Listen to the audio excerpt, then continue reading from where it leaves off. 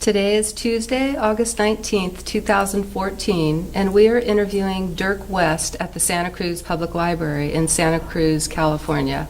My name is Jeannie Zarnicki, and Jennifer Cockrell is recording, and we both work for the Santa Cruz Public Library system. This interview is being conducted for the Veterans History Project at the Library of Congress. Dirk was born June 26, 1926, in Virginia, Minnesota. He served in the U.S. Army during World War II. Dirk, please start by telling us about your family background and what it was like growing up in Minnesota. Okay. Be interesting to, my mother would be very happy and say, I knew it took a long time for him to tell his story to more than us. But I always thought he would, and my father would say, it's a real surprise that he's going to speak. I hope he doesn't make any mistakes. So that was kind of the way I grew up. I didn't stay in Minnesota very long. My father was an operator of a dime store, and they moved people around. He was a manager, and they tried him out in different places. I think my father was good at his job, and he got called to help the company in certain places. So, and then they rewarded him. He came from a family in Kentucky, and he had two brothers and a sister. He was the oldest. I never got the information from my parents. I don't know if my father got out of high school. I think he did, but he didn't talk about his youth, and so I'm still a little unsure. He was called back a couple of times with letters to come and celebrate the school, but what he did do was he was 18 in 1916. So to be 18 in 1916 meant you were going to be drafted, or you could join the Merchant Marine. And he joined the Merchant Marine and did very well. He was on the verge, when the war was over, he was on the verge of being interviewed for a captain. And he chose not to go in New Orleans. So I don't know if I'm taking too long with my family. Anyway, we'll move right along. He got up an appointment to work in the store, and since he had been an officer, on a lower grade officer in the Navy, they moved him up pretty fast, and he was a manager. That's my father's story. Mother was born on a farm in Missouri, and had several peers. I'm not sure how far she went in school. I'm pretty sure that she didn't finish high school. She left the family to make her own living, and taught herself and moved up and became I put in that she was an office worker. And so the two of them got together on an appointment, and that was in Iowa. They were always moving around, but when they got together in Iowa, they got married, if they got in the same building. So they got married, and then I came a year later when they were in Minnesota. And they didn't hang around Minnesota very long because the company wanted to break open a new store in Illinois. And so my father went and started the store, and we lived there for about 5 years. I started school there. My brother was born a year after I was. No, 4 years after I was. A year after I started school. Anyway, that's pretty much my family. My father got, in 1933 there was a terrible depression. The company closed the store, and my father was sent to a small store in Michigan. Turned out to be a place, I'm thinking you probably can cut some of this stuff. You don't have to answer. I was thinking, you're going to have, I haven't even got off number one. But anyway, it was an interesting time, and 1933 was the worst depression we ever had in the history of the United States, and still is the worst depression, even into modern times. And the store went broke. We went to a small town in Michigan, and lo and behold, it was the same town that the Chicago family, I'm trying to think of the writer, an American writer. He had a cottage out on a lake that eventually we rented a cottage. He was one of the most famous writers. What the heck? Not Hemingway. Is it Hemingway? Who? Hemingway? Who? Hemingway? Hemingway. Yeah. Hemingway. That's where the family went in the summer when it was Chicago, where they lived. Chicago. We ended up living in Chicago at one time, and that is difficult at times in the summer. And they had a cottage, and that's when I first learned. I was about 12 years old. I learned of Hemingway, and I began to read his short stories, which are fantastic. Any high school kid would love them. Anyway, I really ought to move on.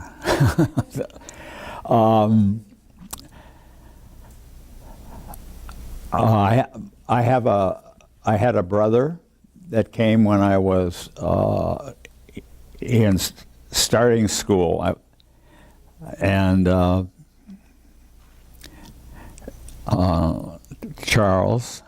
Charles Henry, and then later on, quite a bit later, I had my second brother, David.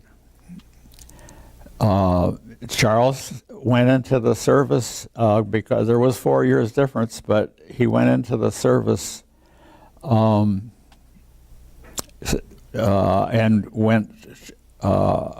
ended up being in the Army.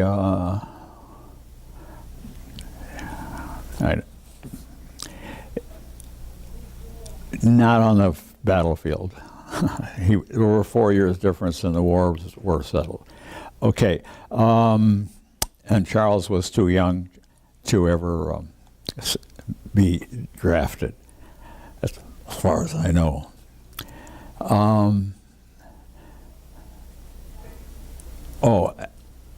As for me, I got into the Army in a long way. I started out with my friend in high school, a very smart guy, And the two of us decided we wanted to be in the Navy.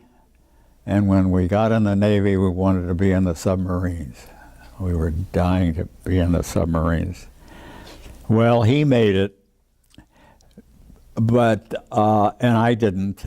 And we started out taking the tests, physical tests. So it turned out that his eye, he couldn't pass the vision test. His eyes were poor. He always wore glasses. And I couldn't pass the color test. I couldn't, and the Navy didn't like that, so they wouldn't hear, that was it. They didn't want to hear anything more, and I couldn't, there was no way I could get past that test. I practiced, but I just couldn't become color conscious. Anyway, he practiced, and he learned. He was betting that he would get the same.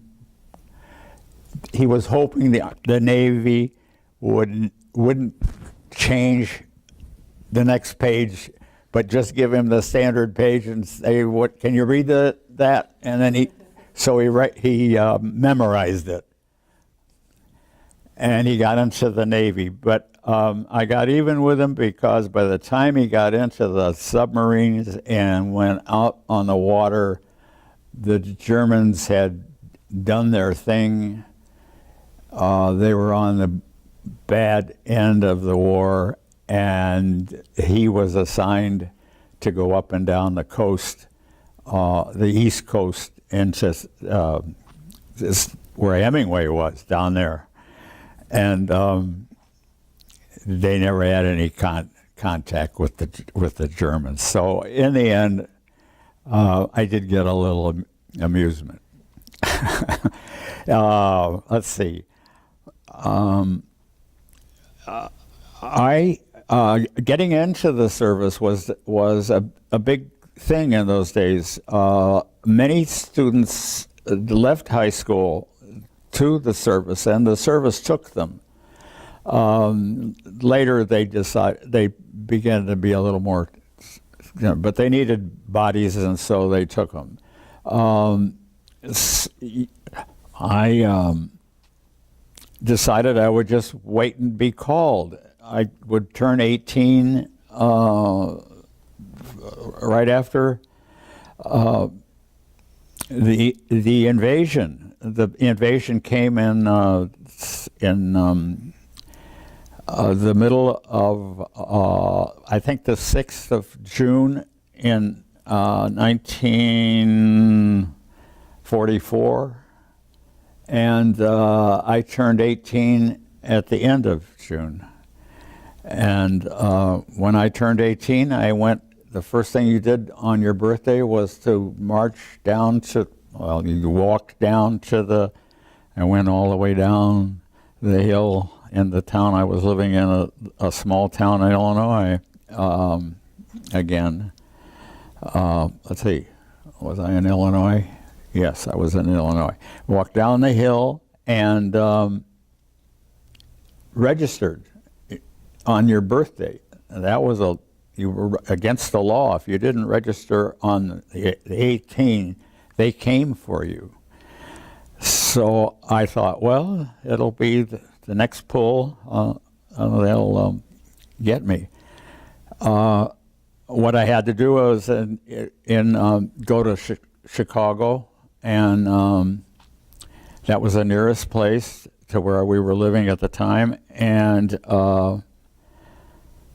I was going down through the line. I was in pretty good shape, but when he listened to my heart, he said, I don't know about this. I said, well, what's the trouble? He says, you're beating awfully fast. And I said, well, that's not regular. I'm beating awfully fast because I'm nervous about getting into the service. I want to get into the service. So I said, let me sit down over there, and then you do it again in a little bit. So the doctor looked at me. We were in Chicago, by the way. They called us to Chicago, and they ran all the 18-year-olds in the small towns, went through Chicago and got their ratings. And he waited for a while, and then he said, "All right, come back. Let me take a look." And then he said, "Well, yeah, I think I can pass you if you're determined." So I said, "So yes, I'm determined." I couldn't go back to my town and say I can't get into the service. I would have had to go and join the Navy, not the Navy, but just like my father did. Yeah.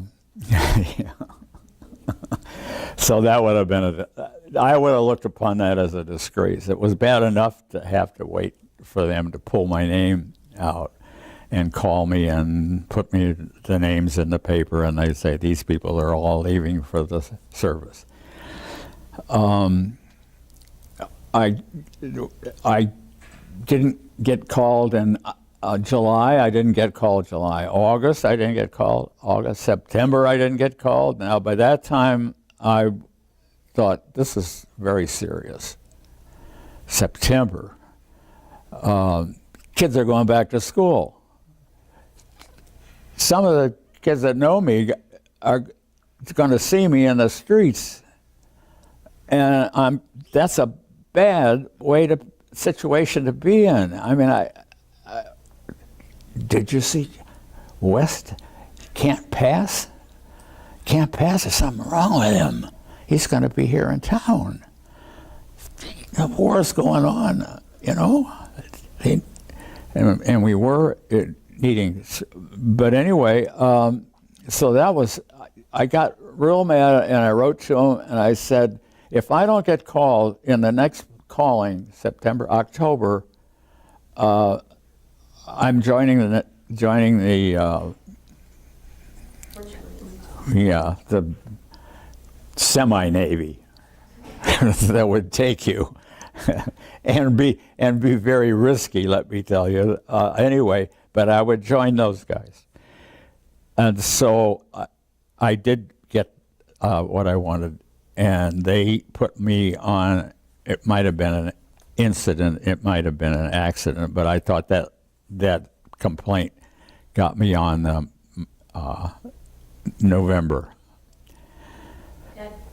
Dad, tell them that you were working in the back of the shipbuilding. Oh, yeah, okay.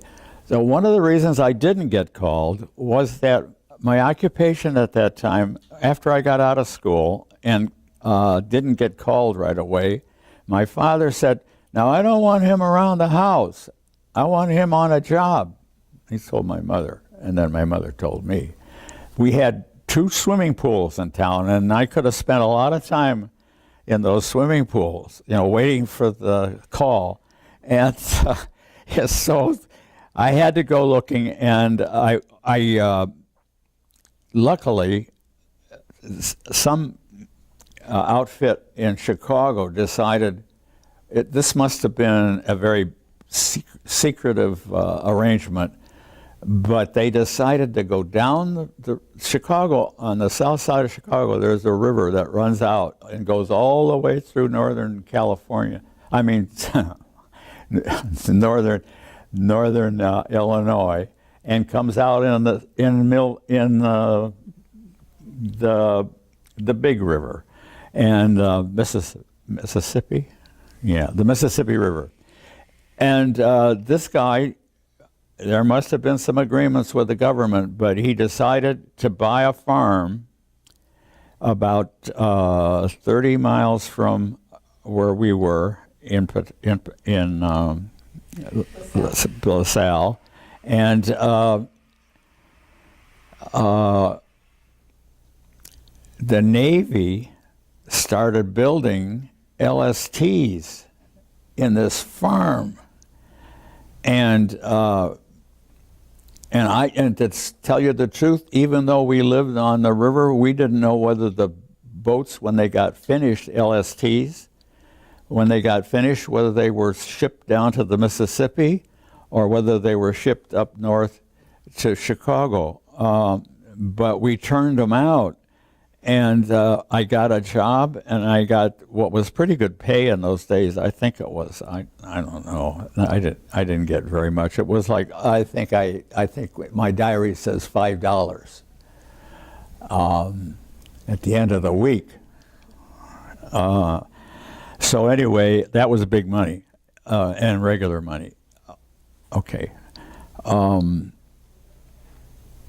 interesting thing about it was these were great ships. You used to see them. What they did was they were landing ship tank. They were the big all-metal, huge Navy, bigger than most of them that you see, because you see a lot of them that were for smaller boats and men. So this was a big thing, and I don't know how many they had going at one time. Maybe 3 or 4 in different. The war was still, there was a lot ahead of us, especially in Japan. So I got the job. They gave me an old guy to go with, and it said, follow him around. And I followed him around. And pretty soon, and what he did was he went up to all it was all welded. These ships are all welded. They didn't do any spikes. They were welded. Everything was welded. Well, then they had to be paid. They did, for their welding. And you had to know the difference between the different welds. And some welds got paid more, jobs got paid more. And so I went around with him, and then he turned on me and he said, so-and-so is leaving, and you're going to take his place. And you're going to go around, and you've got a team of about 8 guys, and you're going to keep track of what they do and what kind of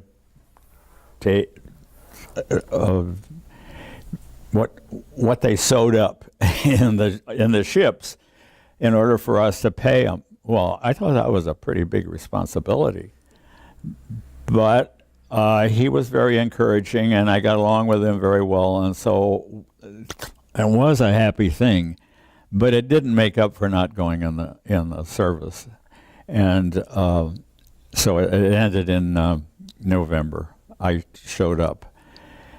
I was appointed to wind up to meet in the way it worked was they had names. The one I got about, I say I because they picked me to be to round them up, and well, not really round them up, but check them. And they were we had a list, and they were supposed to show up, and if they didn't show up, they were in hot water with the Army. So that was an important job, and we met real early in the morning and went down to the train. We walked took about a block and a half downhill from the coffee shop at something like 5, 6 in the morning or something. It was terrible. Anyway, that's how I entered the Navy. We went to the Army, and we went to Chicago, and then we wound up after Chicago. They checked to see if we had picked up any diseases while we were waiting,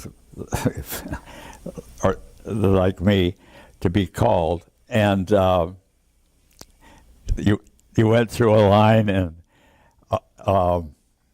they would have a nurse there, and she would check the men to see that they didn't have certain diseases that were easy to detect.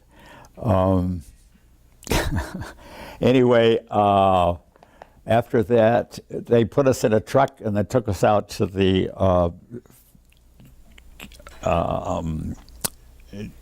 Army camp outside Chicago. The one the Army used to call on to come down into the city and break up the strikers, which did not please me, but that's how they got started. Anyway, Was it Sheridan? Was it Camp Sheridan? Was that in Chicago? Camp. Was it Sheridan? Well, Mother told me one name, Okay. but I don't think. Oh, Sheridan. I think it might have been Camp Sheridan. I can't, I don't have any, I looked for a letter or something from the camp, but it was difficult to find. Anyway, the camp, you stayed in the camp about a week or so. You got your uniform, you got your duffel bag, you sent back all your clothes, your civil clothes back home. You did the marches, you learned the drills and all of that basic stuff. And I was walking along the street in the camp, and they were marching. You know, part of them were marching. There were a lot of people there, and whoa, there was a guy marching that I hadn't seen for a long time, an old schoolmate. So I go, "Hey, Bill." He looks over, but he goes, he gives me a grin. But there's an officer here, and the officer, he said, "I don't ever want to see that again.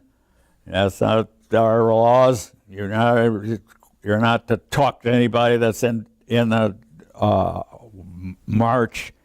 And he was hot and bothered.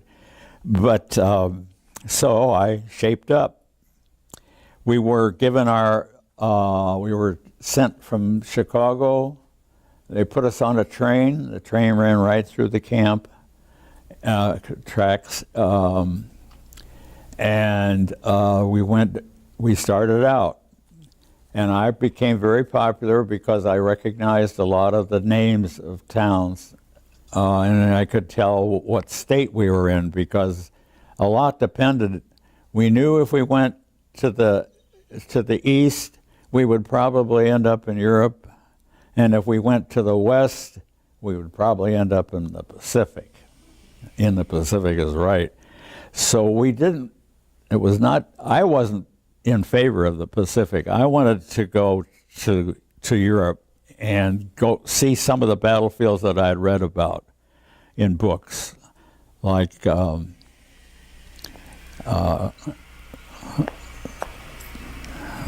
come to me. I don't know. Famous book.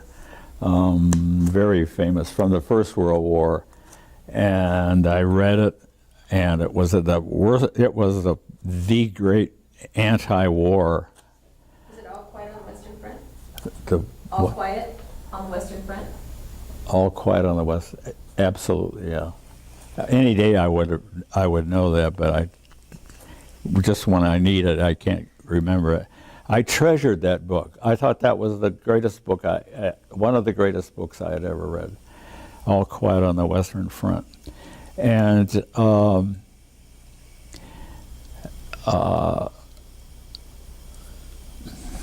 anyway, I still wanted to go to Europe.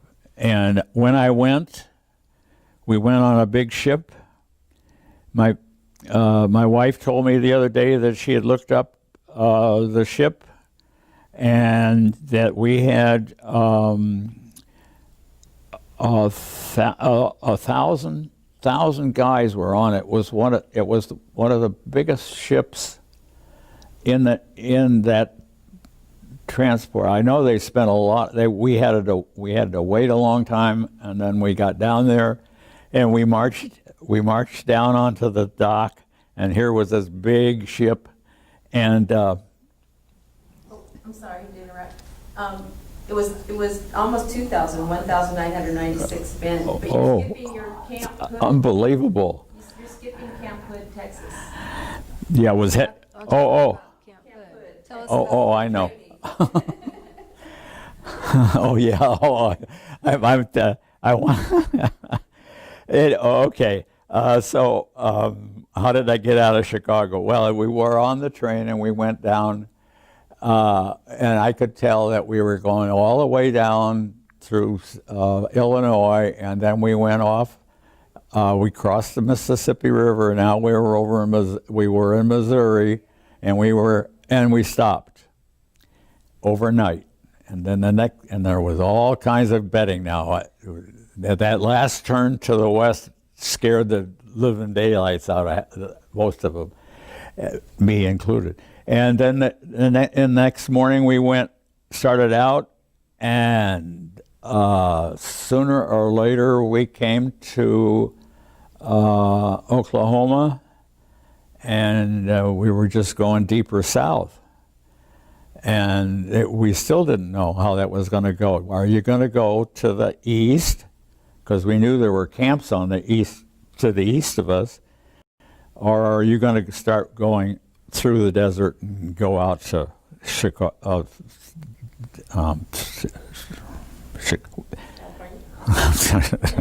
whatever was out there? We didn't want to. I didn't want to go there. Some of the guys did. Anyway, we got into Texas, and we stopped in Texas. We looked out the window. We could see that it was Camp Hood. We knew about Camp Hood. It was a pretty big camp, and we said, "Whoa, Camp Hood! That's where they train the guys who have the anti-tanks." And we thought, oh, we're not going to be marching, we're going to be driving tanks. Well, by the time the train stopped and we got off the train, we found out that there was 1 in 4 were in the tank business, and the rest of us were were out there learning how to be a marcher. That turned out to be a very, for me, it was a very interesting. I looked through my notes and everything about that time that I spent there. I didn't complain about stuff. You know, the food, okay, the food is the food. You know, you eat it.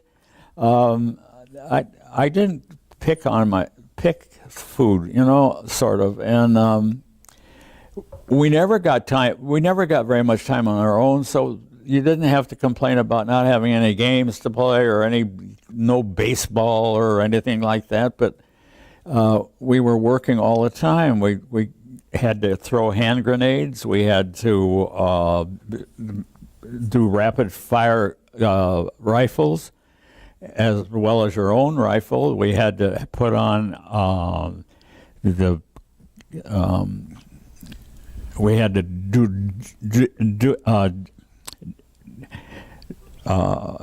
holding the rifle. You had to pretend you were going to stab the enemy, and all kinds of things like that, which kept us busy. And finally, we went through December, we went through January, February, March, we finished.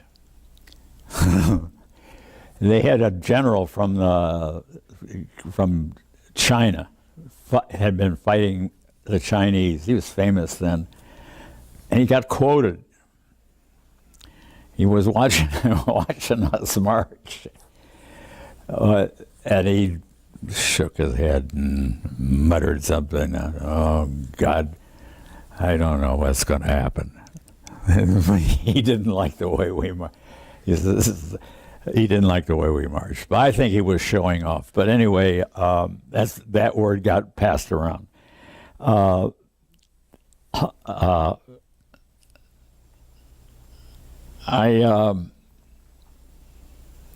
don't think there's any other. In March we went home, and this is going to take a day and a half. You're going to have to do a lot of cut. You can cut anything you want to cut. Well, maybe not this last line. I got in March. I got home, and I had a chance. And it just happened that the Navy guy was back,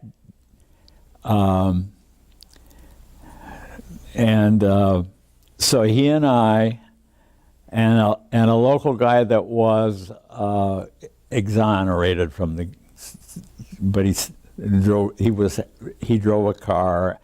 So the three of us got girls, 3 girls, and I got a chance to call a girl that I had seen. And I only go into this because it tells the story about your morale. It takes more than just your mother and your father at home, or even your brother. I wrote to all of them. But what happened next is what kept a lot of guys going. It kept me going. Anyway, we decided we would all have a date, and we would just go out with our date and get to know the girl. Well, the girl I knew that had been writing to me I had met just before I got into the Army. And this is like a movie. There was a girl in my neighborhood who I used to have to pass on the way to school, and if I went early, she was still in her house. She hadn't left for school. And she was in the same grade as I was. And she was up there, and she was pretty. And I would look up there and hope that we would see each other. But if she saw me, she never let on that she saw me. And so here she, before I went into the service, she invited me to come to escort her to a Halloween party. And so I said, yes. And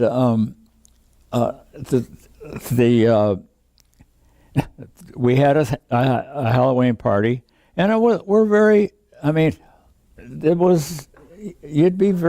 your parents would be very happy.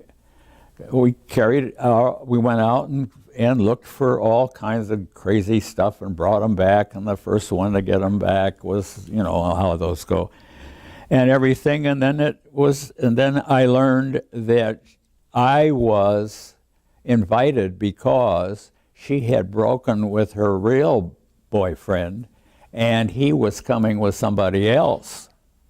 So she was showing me off to put him in trouble. This is, you can cut all this stuff. I mean, just save the stuff that'll get a laugh.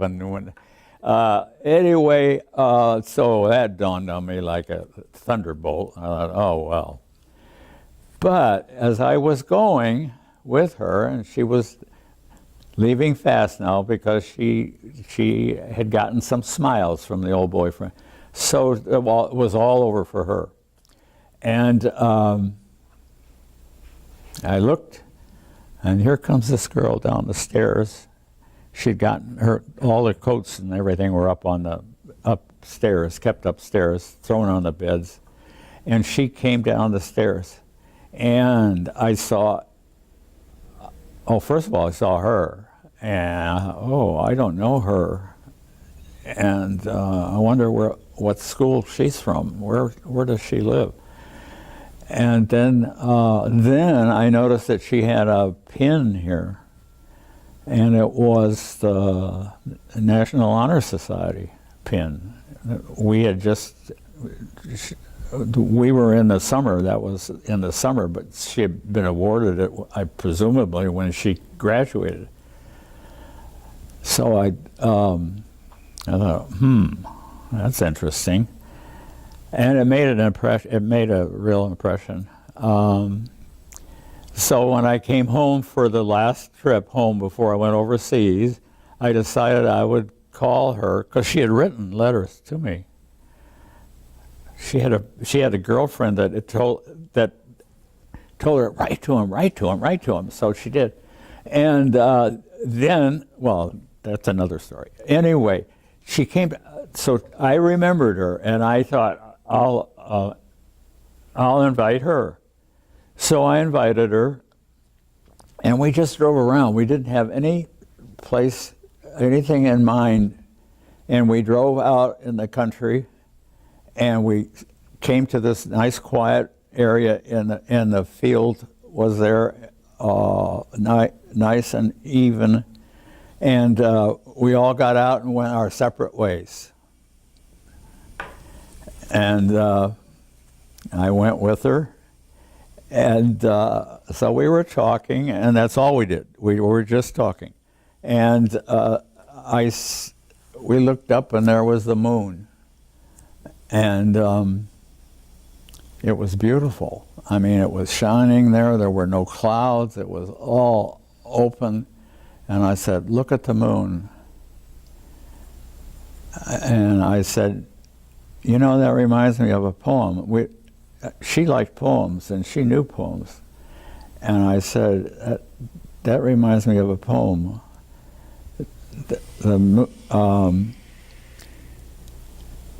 Gaily bedight, a gallant knight in sunshine and in shadow, had journeyed long singing a song in search of El Dorado. And this knight so bold, as he grew old, this knight so bold, and o'er his heart a shadow fell as he found no spot of ground that looked like El Dorado. Shade, said he, where can it be, this land of El Dorado? And then she said, over the mountains of the moon, down the valley of the shadow, ride, boldly ride, the shade replied. I tell you, I was speechless. That doesn't say it, speechless. I mean, a beautiful girl, and smart, because you got the pen, and she knows poetry? Holy smokes, I'll never meet someone like that again. And I was smart enough to know it. That's the only positive thing I did. And so we went back, and that sort of sealed it. And I went back, and then I went to the Army, and they took us into Europe, and I had adventures there, and then I volunteered at one time. They asked for volunteers for the Pacific because Hitler had shot himself, and that was the end of that. And I volunteered. I and about 8 or 10 guys in our outfit volunteered in Germany to leave Germany because I didn't want to be in the occupation. I thought that would be terrible. I thought, well, so and we didn't have, the Japanese had a long way to go still, and it looked like it. And so I volunteered to go, and I'm running ahead of myself. I got to go through a lot here. Down to Camp Hood, and you went. Oh, let's see. Okay, so I might as well go there. You want to say anything about where you were when FDR died? Because that was a big deal for you. Oh. You're traveling east. Well, that was a terrible thing. It was right before we left. We left to come. This is going to be all mixed up, but can you cut it and move it, or? So did that happen on your way to Europe? Yeah. Okay. See, Yeah, I passed it. Oh, I haven't gone there yet, have I? No. Okay. Tell us about that. Yeah. Well, let's see. They when we were done with that, I think they gave us about 10 days, and between we finished our training, we got 10 days home. I saw Mary. Then we left again to the East Coast, and we got a little more training. By that time, the Germans were putting down little bombs, hiding them in the grass, and so that when soldiers moved across the grass, if they stepped on it, it blew a hole in their leg, and that was put them out. That was clever. The Germans were always clever about that. Anyway,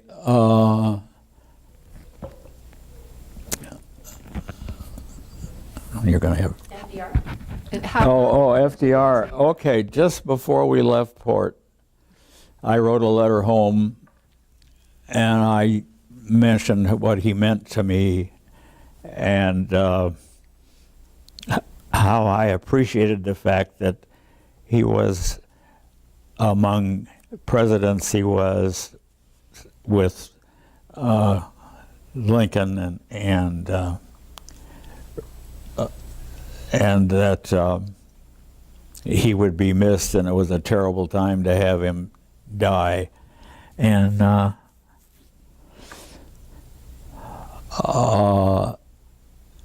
next thing I know, they said, Wes, you got to report to the headquarters. I had to report to headquarters, and I had an interview with a guy, one of the officers. He was interviewing me because he had read they had stopped it, and they had taken it in and said, we got somebody that's writing a letter like this.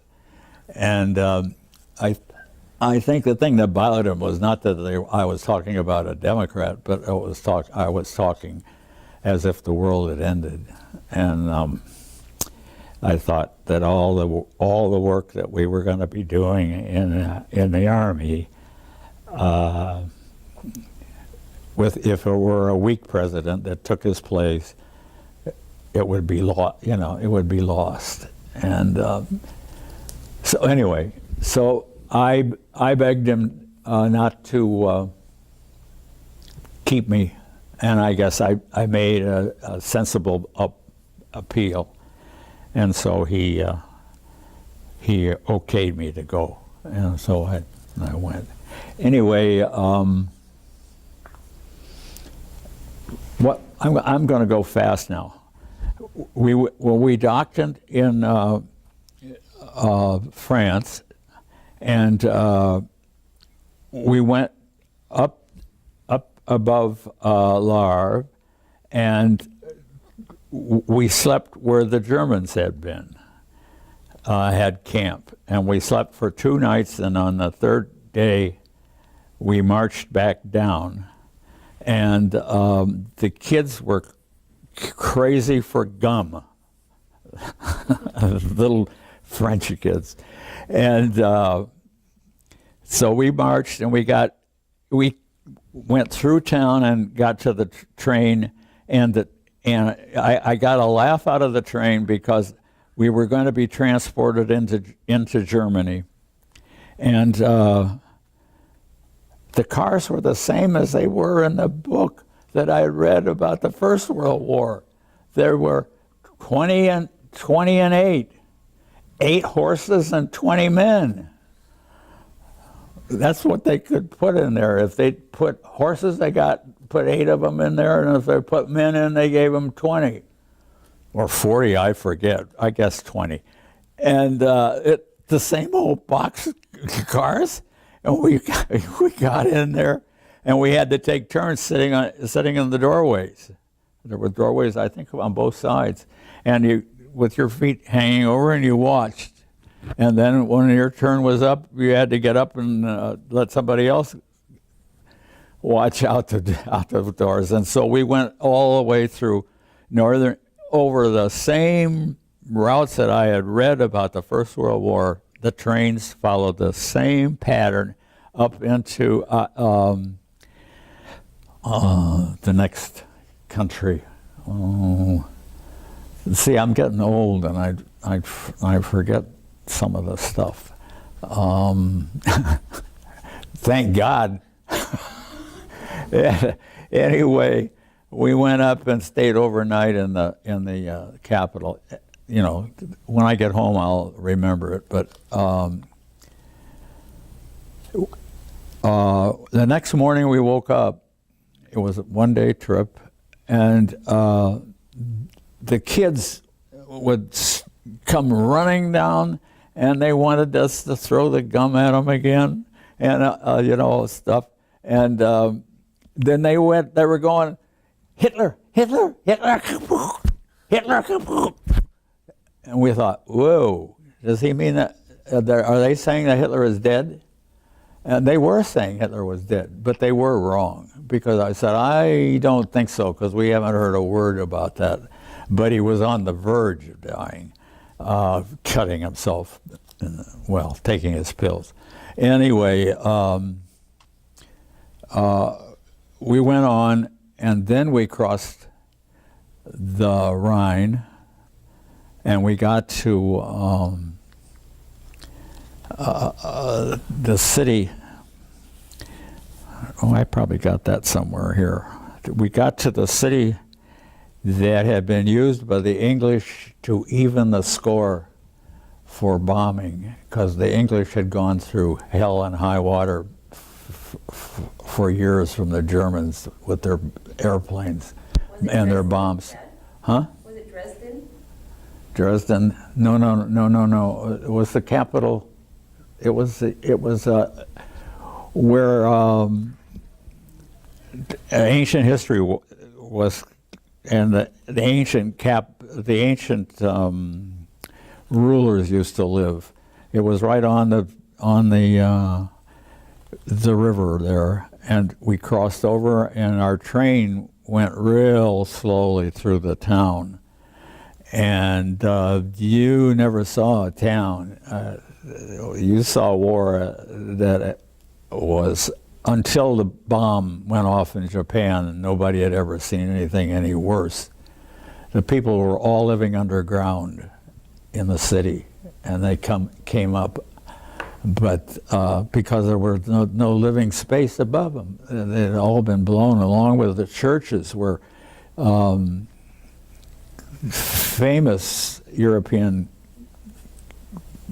kings had been crowned, and it would probably come to me. I should be, I move faster if I just go, believe it or not. So, anyway, we kept going north. I thought, where in the heck are we going? But we were staying parallel to the Rhine, and finally we came to a stop. It was where the Germans had the Air Force, the German Air Force camp is where they put us. So, we got off of this thing, and two things. One of our guys that went all the way back to Texas training picked up a grenade, and it exploded. I mean, he fooled with it, and it exploded. And that was a shock. But we blamed him. I said, don't pick up dangerous stuff. But it really put a damper on everybody. And then we went into the quarters where the German Luftwaffe had slept. And those Luftwaffe guys, they weren't being treated well. There was wood, there was no springs, there was wood, and then there was some miserable little stuffed mattress, thin mattress, and it was where you slept. And that gave us I thought, whoa, these guys are not the guys we thought they were, the Luftwaffe. But anyway, they had abandoned it and gone on and deeper into Germany. And we stayed there for a long time. And then, I won't go into all the details, we had nothing to do with what our big problem was, except exercise. And I was a little bit upset with that, because I thought we could be doing something. We didn't have to just eat, exercise, and go to bed. The guys started complaining, and we would march, and they would complain, and so we went back one time. Finally, we went back, and we were really mad, and so we were giving a hard time to the leaders of the sergeants and stuff that were long-time people, but they weren't officers, and so we gave them a hard time, and finally they complained to the captain, and I don't know how high he was. I guess he might have been a general, low-rated general, and he called us all together after we got in. And he said, I understand that there's some complaints about what's going on in camp, about the marches and things. Is that right? We want to do something about it. And he stopped. So I looked around and nobody said anything. I can't believe, I said to myself, I can't believe this. Where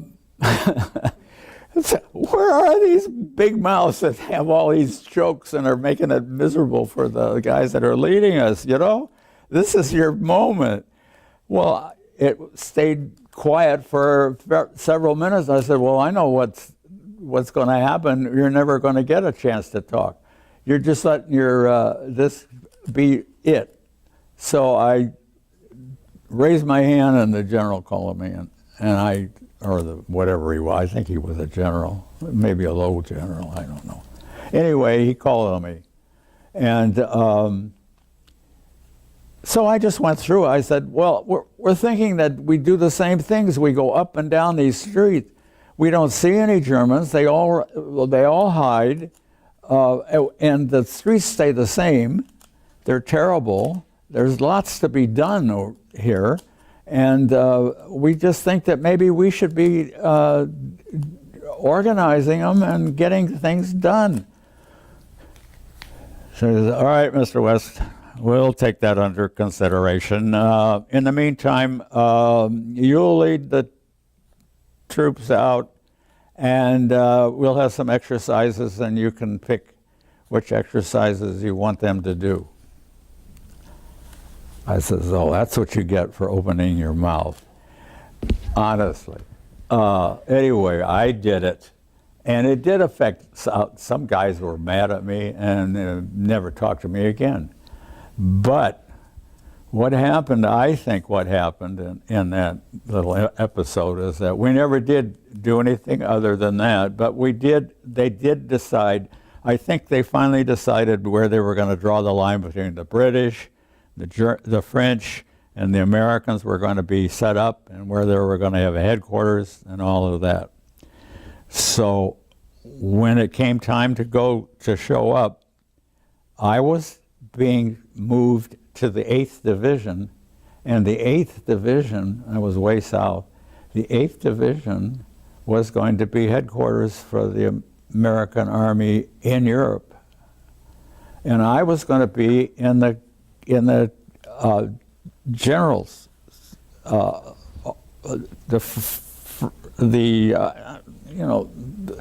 was going to be in the, I'll just use American. I know if I go through this, I'd probably find the wording. But the wording was that I was going to be in the unit that was going to be working with the general's mail and stuff. Patton, right, Dad? General Patton was there? No, Patton. Oh yeah, it was. That was going to be Patton, I never got to see Patton. I think he was probably in the United States, enjoying himself at the time. I mean, it was the break. They had finally made the decision. With the Russians was a big problem. I mean, how much territory are we giving the Russians, or are the Russians giving us, and all that? and we finally had it. So it, even on my, I don't know if my discharge says that.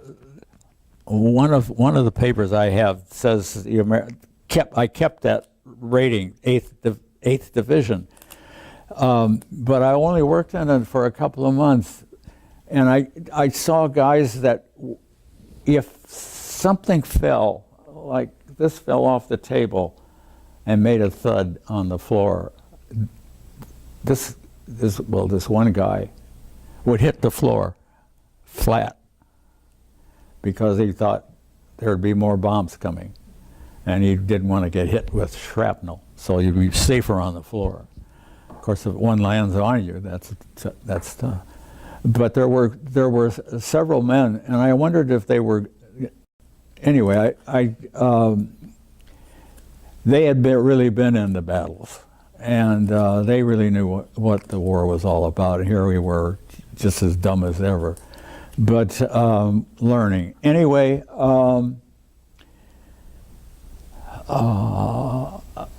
let's see. Oh, they suddenly announced that they would take volunteers for the Pacific. And of course I volunteered. I said, oh, this is a chance to get out of here. And so about 8 of us, or 10, maybe 8, we got, you're running out of tape. We're fine. 12 hours. So there were about 8 or 9, I don't know, 8 or 9 of us had volunteered. And boy, they filled out our papers and everything, and put us on a train, and we went back. And this time we went on civilian trains, and but we stayed overnight in Paris, in the dark, in the train or some. I don't remember how we got through that night, but we didn't get any of Paris. I tell you that. Then the next day we went on to Lar, and said, we're here, and we want to join the crew that's going back to the United States. And they said, well, you're late. And they said, that ship left this morning. Well, we said, well, I'm sure, just keep us around. Don't send us back. Just keep us around, and we'll be on the next group.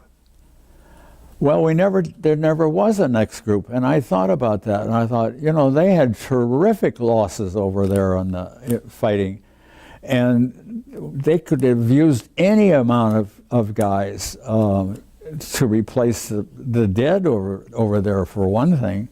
And I thought that's strange. It was always in the back of my mind that why didn't they have a second ship? And then I thought, the war ended not very much longer after that point, and I looked it up, and I found that the first successful experiment with the atom bomb, had just happened, or it happened right around that time, and I figured that was it. There was no more extra planning of the, well, they could have sent us over to be in charge of the Japanese, but they didn't. And I said, I guess that arrested things while they went and bombed those cities. I don't know whether that's right or not, but I know that we never got that trip back. And so we were in La Havre, and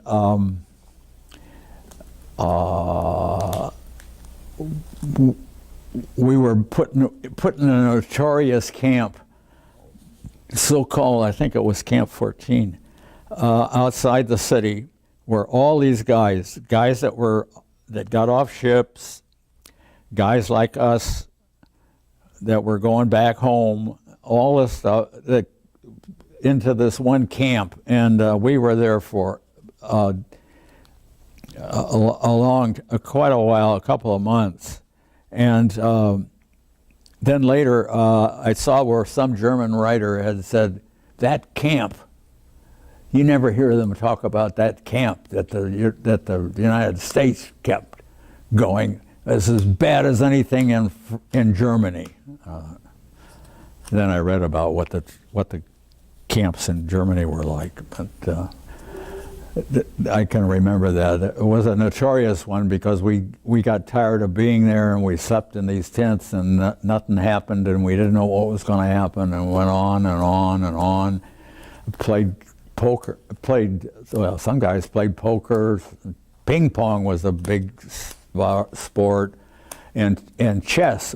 You know, you'd always find a couple of guys that knew how to play chess, and I did, and so we did. So, but finally, we got assigned to go down south to where the first landing had been made in Europe, and the Germans had been captured and had given up. Were all in one great big camp down there, and we were sent down to fill out the guards, and so we spent quite a while. March, that was late June, I guess, July, August, September, right through. I think I was there for about 4 months, right up to the end of the year. I was there, and before that, I was in.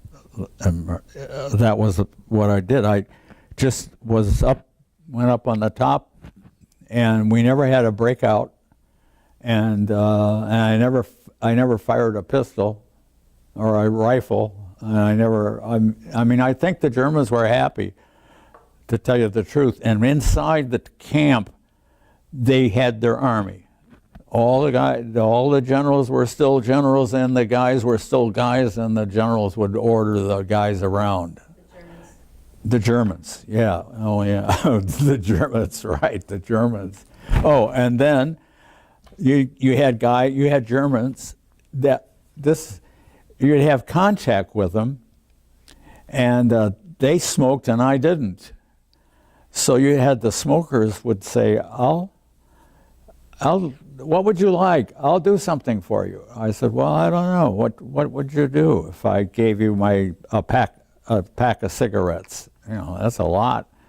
So this one guy that I sort of liked, but he didn't really change. But he said when he working to get the cigarettes, he was very nice, but I had some suspicions. So he came to me and he said, here, how about this? And he had this little plaque. It's hard to see, but it has metal pieces on it, and this is the bomb. You know, the one that came over London. But the Germans, remember this was the time when the Germans were said to be working on one that would go across, at least make New York. And so he had the nerve to show me the bomb that's going to blow up New York. And he's got Belgium, England, France, Germany. Oh, they're behind it. And it's headed for Belgium and England. I guess he felt he could give it to me because it doesn't say U.S. I see. I did. You know, I never really studied it. I just thought he was going to put New York. They had already done this. He was very proud of it. You know, I didn't spend a lot of time with that. But anyway, if you're collecting stuff, that you can have that as an example of what you call it. Anyway, so the New Year's came of the first year, and so I we went back to Larve and waited to see our next assignment. And we stayed for a while, and then they said, well, you'll be here when all the military police leave. And yes, we'll be here. Well, none of us had training, but some of us were kept, and we were put into the police on the spot, and told that we were now we're the police. Well, anyway, we did police work. I don't know how long we were. That was the MPs, I guess. Oh, the MPs, yeah. We were, that's probably the word I should say. We were the military police until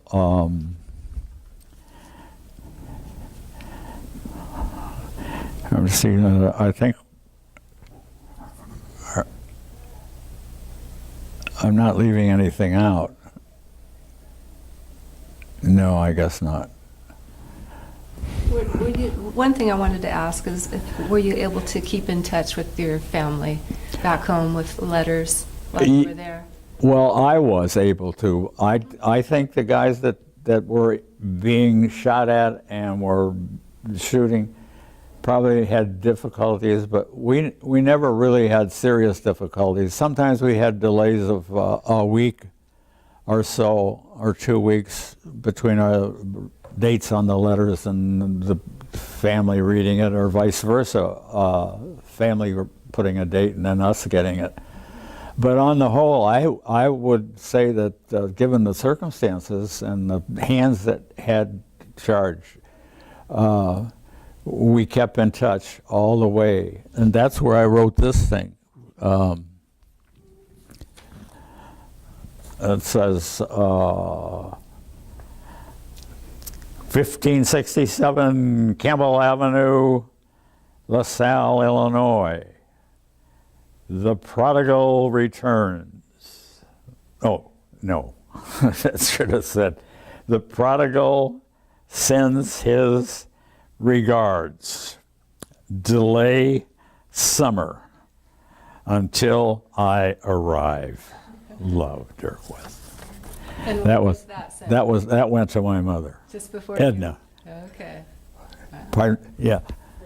The date, yeah. Oh, the date on that. So it was August 2nd. August 2nd. Yeah, that's right, August 2nd, because it didn't take us very long. We got down. We got down to.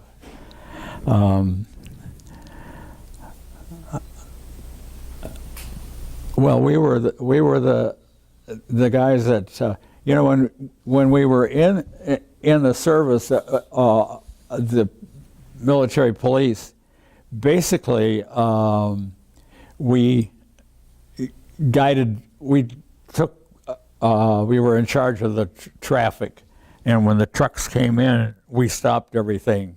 I can remember one time stopping, holding my hands up. And this must have been terrible, hard for the French.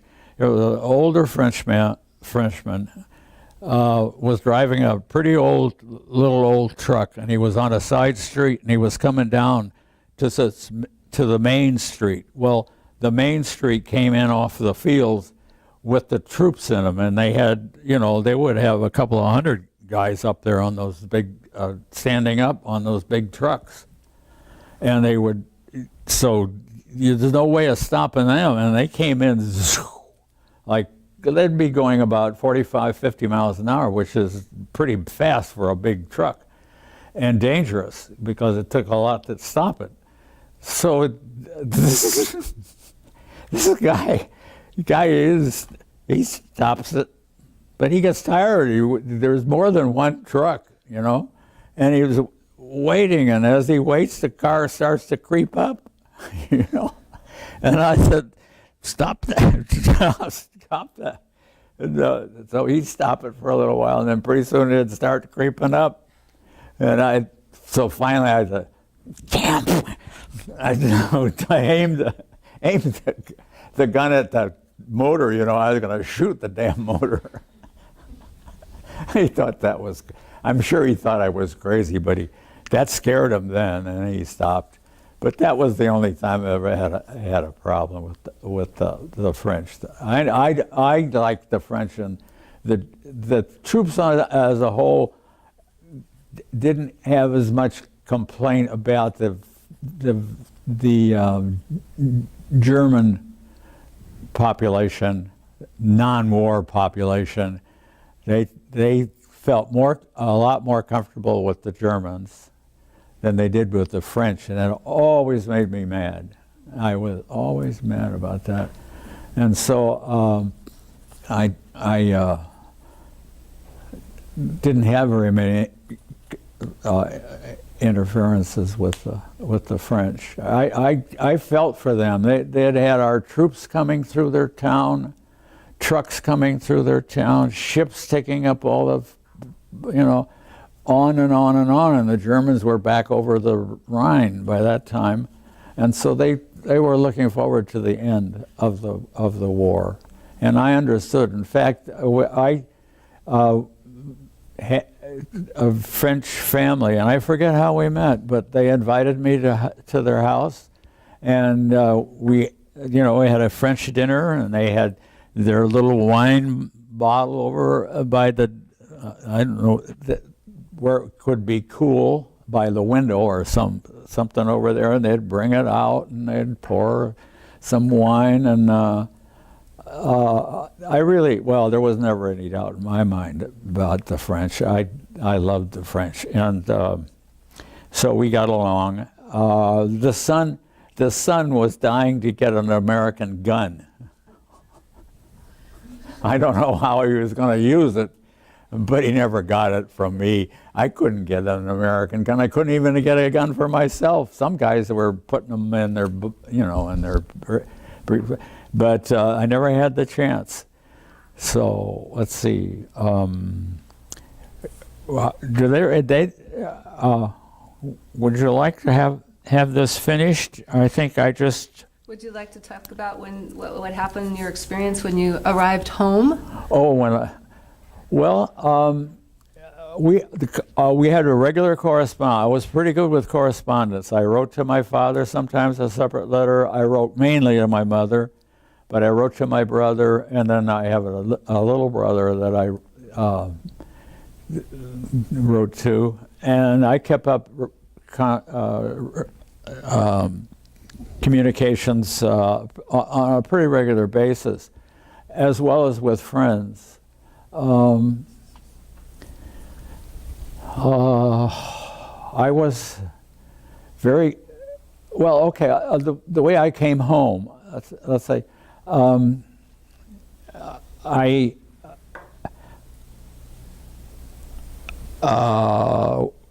we came back and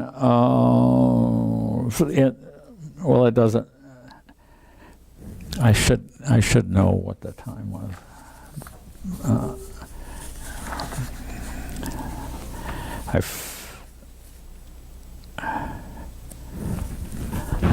Well, let's see. I thought you could have a copy of this, 15th of August.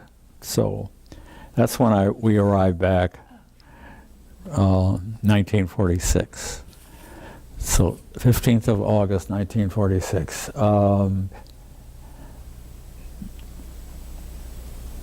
Did you come into New York?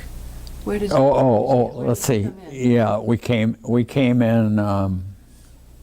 No, we came in and got discharged.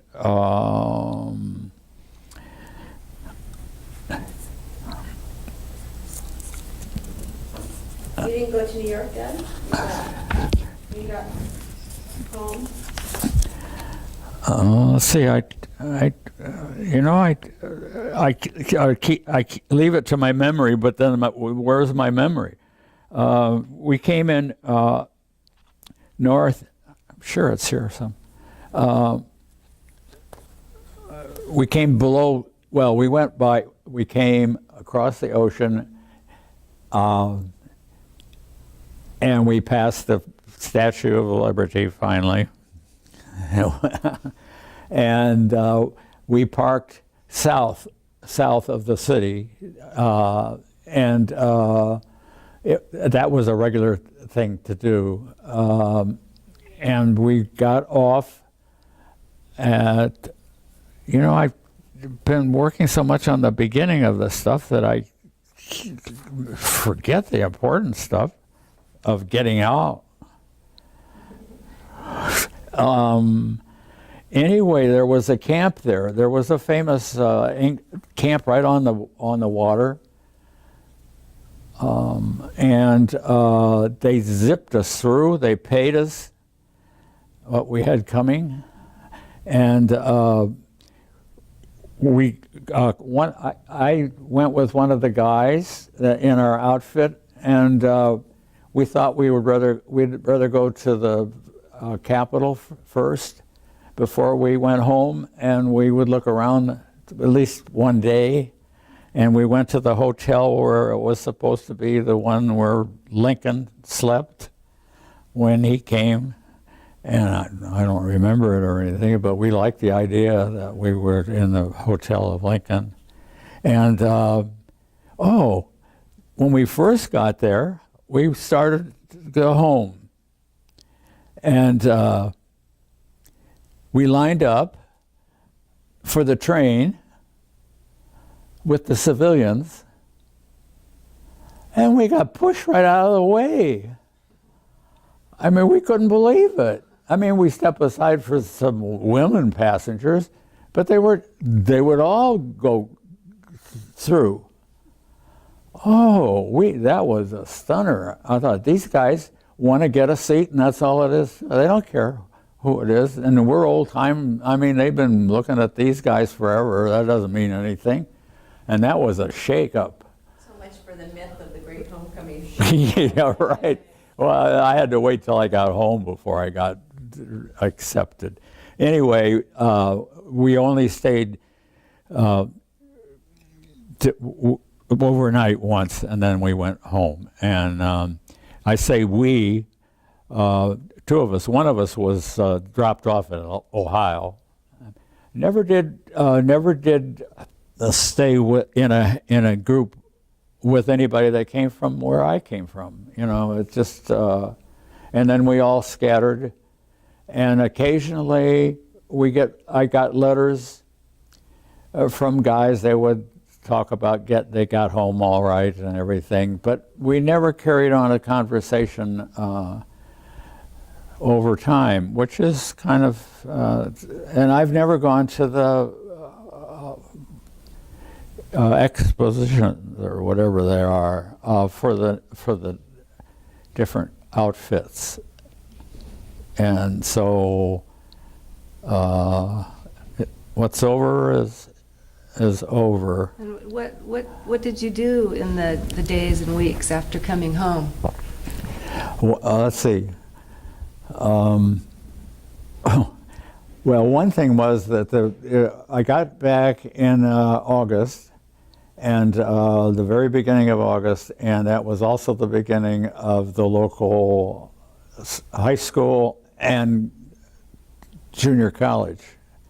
We had a big old building where you'd had both together, and the junior college was up here, and the high school was down below. And so I joined that, and I got the time in, and at that time I had decided in the Army that I wanted to go to the University of Chicago. So I put in an application for Chicago, and they gave me. They sent back of acceptance, and I started that in the fall. Oh, I got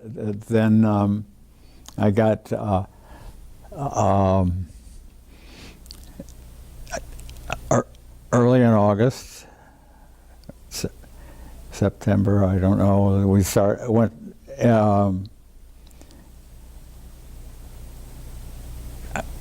Let's see. They were eager to get us organized, familiar with the campus and all of that at Chicago, and I was glad to have them do that. And I rented a room on campus, which was once. Anyway, the funny thing about it was, at the end of weeks, I would go out, and the University of Chicago's on the south side, so I would take a bus, or not a bus, a streetcar, go all the way to the end of the streetcar line on 63rd Street, and get off and walk westward and get on the highways and thumb my way home, which was about 50 miles or so, I guess, about that, 50 miles, yeah, somewhere around that. And that worked all through until I got my grades. And then my best friend had gone to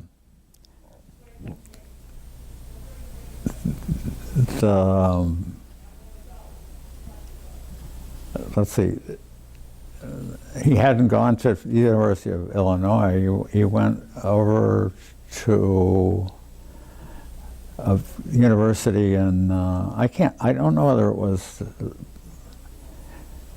anyway, we competed with one another on grades. So I got 3 A's and a B on my first report card, and the B was in math. There's always my. And anyway, that was that with Carl, and Carl was, he was in math. He go like that, and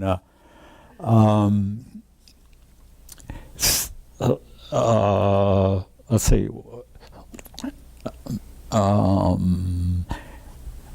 Then that was the break, and at the beginning of the year, the next year,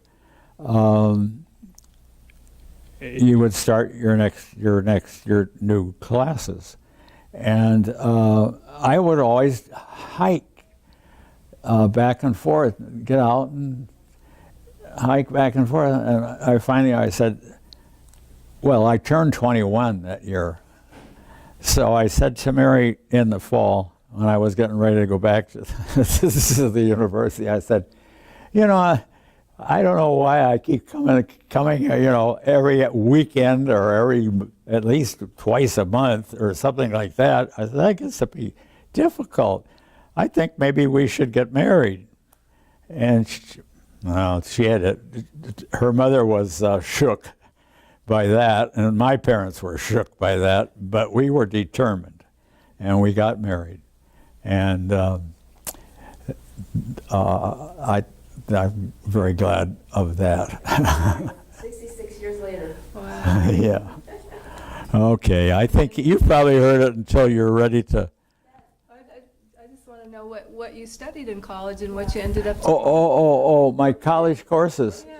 Oh, I should, well, okay, you would like to get a little bit of an idea. What you ended up Okay, doing. you can cut out half of this and then put that in. Let's see. Well, you didn't have any choice in Chicago. That's what I liked about Chicago. That's what I don't like about the current Chicago, is that they've done too much breaking down of the old combined thing where you know, all your math was part of it, your philosophy, you know, was, well, we had philosophy, but that was in English, you know, and then there was different things, but you would ask a guy, what class are you in, and he would tell you the class. Then you would know right away, you'd know what classes he had and which classes he was going to have, and if you had that class, you had something to talk about because you'd been there yourself. And I liked that situation. And I got through in 3 years because I'd had a year at home. And I got honors.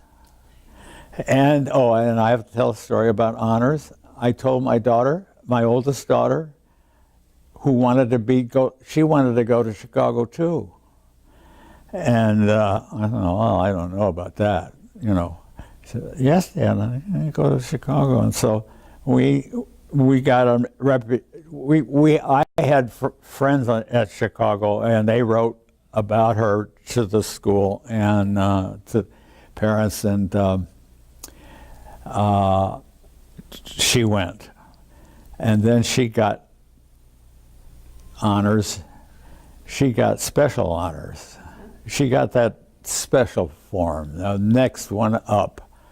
I didn't get it because I took Russian and I couldn't get it from the Russian teacher. I couldn't get. Talk about Bettelheim, working with Bettelheim. Oh yeah, well all right, but Bettelheim. So I was on campus, and I decided that I would take. I would go into. I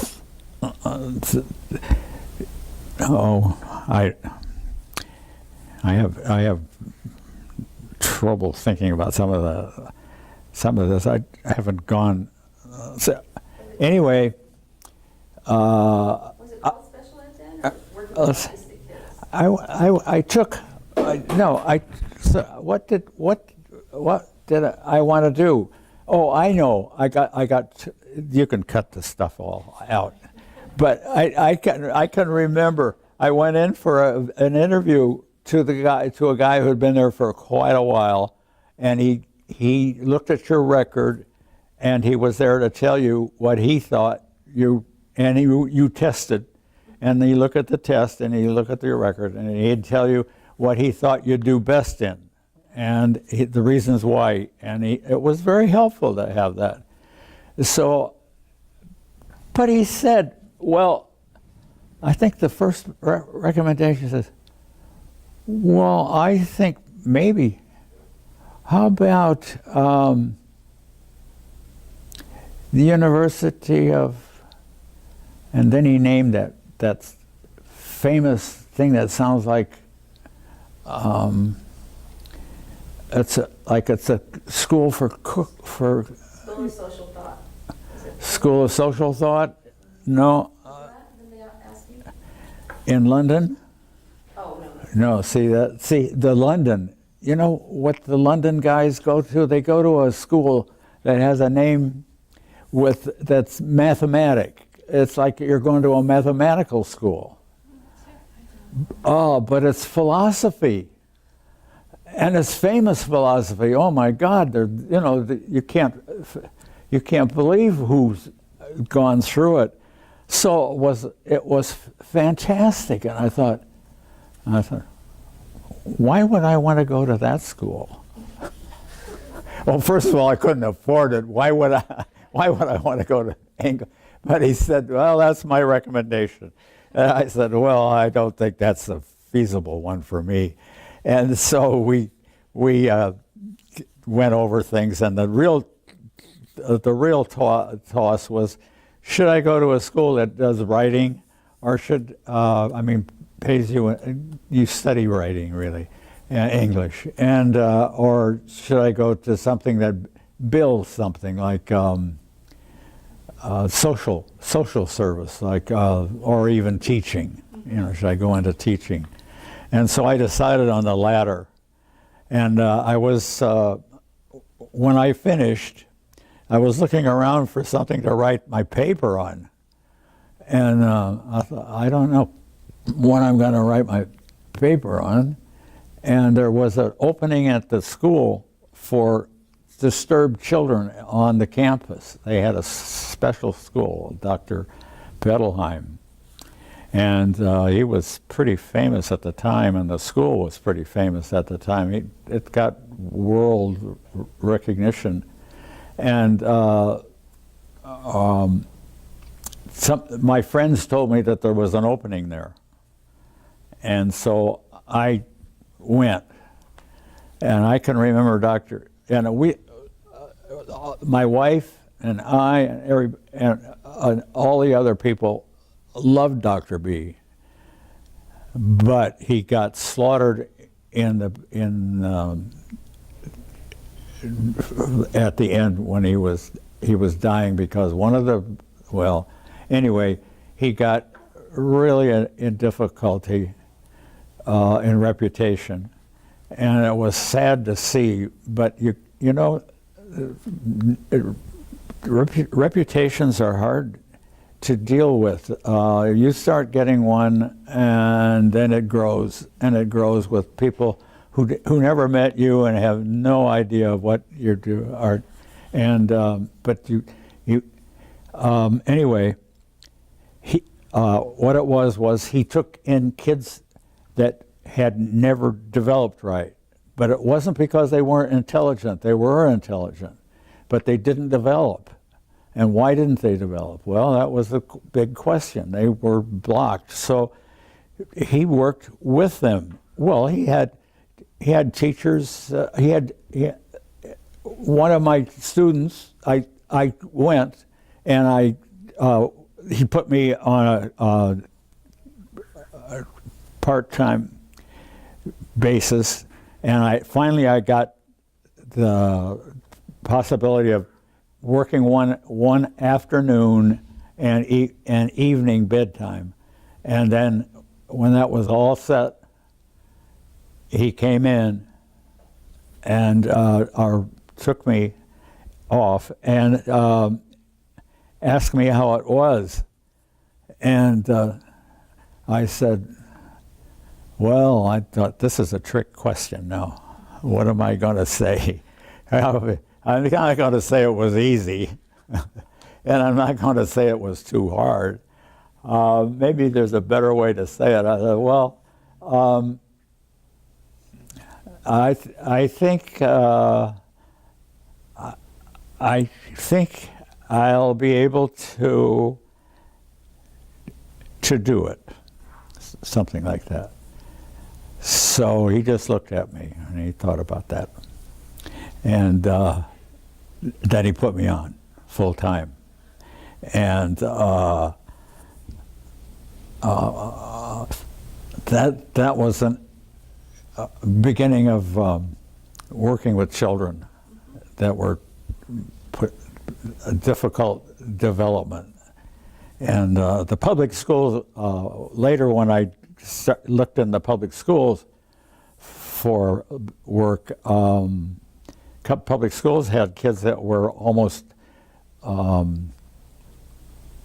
they would score very low, and probably stay very low, but they still could learn various levels, and I did that in school. In California, and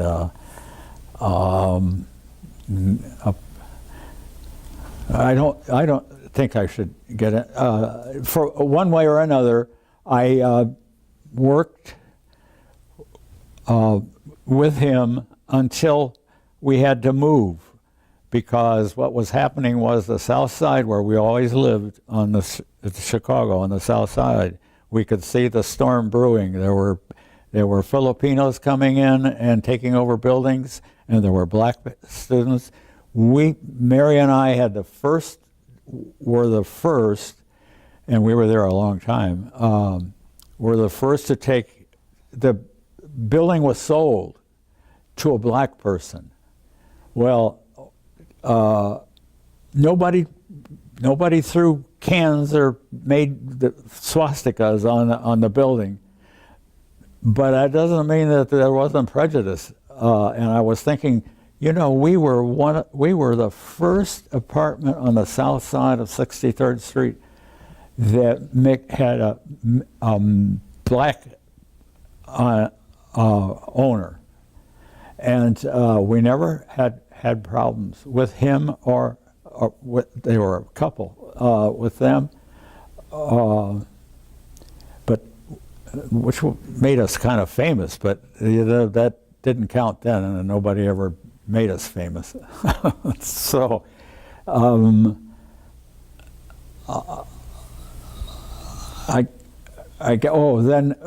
we had to move, and I couldn't find a place to move in Chicago where I could afford it. And so we had a friend that offered us a place in San Francisco.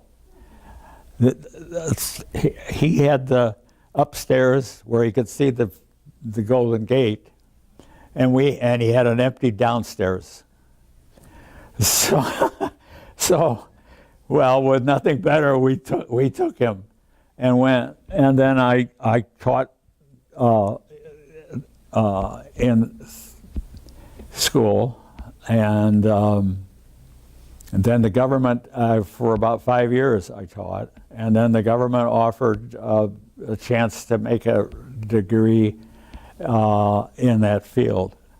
So I went to San Francisco State and got a place. I got teaching, and I began to be a teacher. I would have, anyway, that's what I did for quite a while. Eventually you had some kids too. Yeah. We had. I'll just end on this. You'll kind of.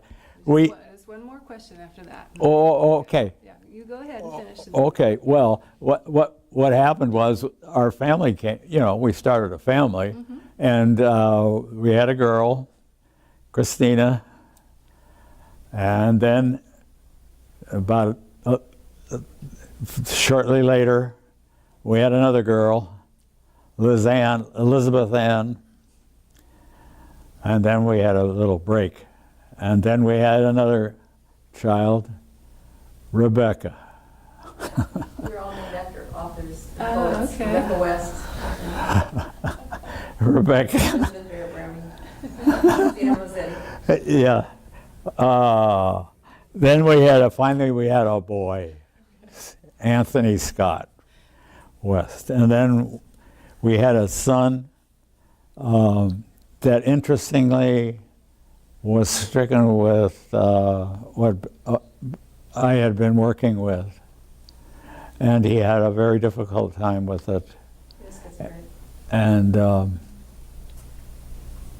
took his life when he was I think he was old enough. I loved him because he was very smart, and he just knew, I think at some point, he knew what his life was going to be like, because the kinds of places he got put in showed him what age would be like, you know, and it was more than he wanted to do, Colin. And then we haven't finished. One more, right? Daughter. Huh? Emily. Emily. Our final girl, Emily. Anyway, that's pretty much our story. Dad, can you show the photo of your army photo to them? Your portrait? Oh, my portrait? Oh, the one that you're going to have? Well, yeah. I don't know. Oh, it's in here, you think? Oh, this is oh, well, we got this one. Are you giving this one away? We'll have to make copies first. Oh, you want to make a copy, but no, but the one we can give away is, oh. Ah, nice. That's, I don't know when that was. No, it was. It's a good picture. Going in for the service. This is the one I leave. This is just me, and I'm not sure where it was. That's me. I'll give you a copy.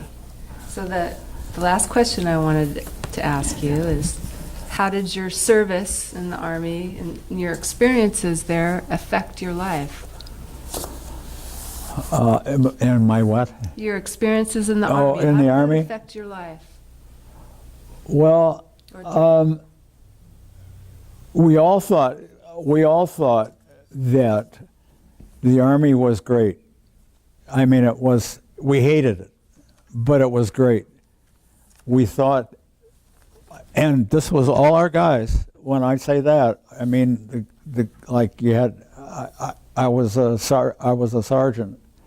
At the end, I was a sergeant, and we had, you'd have about eight guys or something in a cabin, and we were all young. Thought that every person, at least boys, but now we'd say girls, should honestly put in, we said 2 years, just like there was an army and you had to serve. Mm-hmm. And we think you should, because why? Because you have to learn to live with other people. You have to get along whether you like it or not, one way or the other. You have to sometimes have, you just have a difficult time that you have to adjust to, and this is the way things are, and you have to work. I mean, and we were always saying, well, put them in the stockade. And that was always a possibility, the stockade. Well, I don't know any of the guys that I worked with that ever went to the stockade. They just stayed out of stockade. And the guys that go to the stockade usually don't go again. So anyway, that's our position. And I think now, with the society the way it is, I think it would do kids good to have a chance to be, dependent on each other and having to deal with each other, whether it's good or bad, and in a system, and then get free, and then you get your, Anyway. Is there anything else you want to add that we A lot you could take off. A lot you'll have to take off. You haven't got enough tape. It was very interesting. We enjoyed it. Thank you so much for sharing your story. Okay, thank you. Really enjoyed it. Thank you.